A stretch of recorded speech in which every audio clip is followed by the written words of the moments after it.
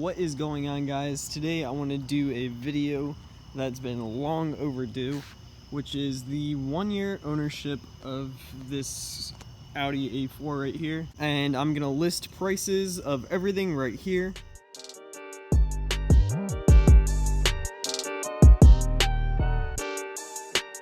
Pretty much the maintenance that I've gone through this entire year is starting off with the serpentine belt.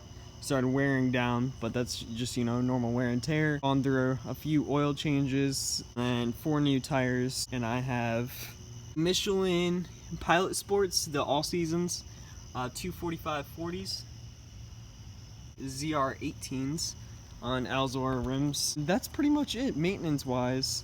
The modifications that I've done in this year are the grill, and then this is actually new. No one's really seen those. Those I actually got off of Amazon.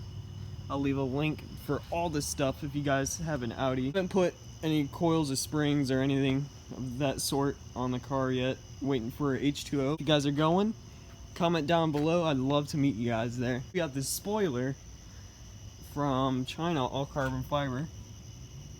Underneath we have our resonator. So an overlooked modification on this car is tint. I think I'm sitting at 25% in the back window, and I'm sitting at 5% on the back window, as you can tell.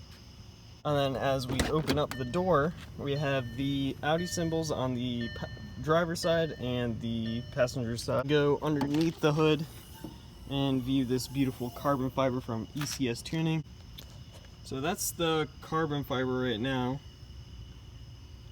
That is also from ECS Tuning. This comes as an entire kit, I believe, with the coils and spark plugs. Intake, you guys see me take out that. And then the diverter valve, which is down there.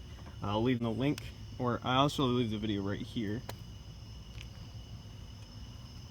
So this is the grand total of everything that I've done, from mods to maintenance. It'll be right here.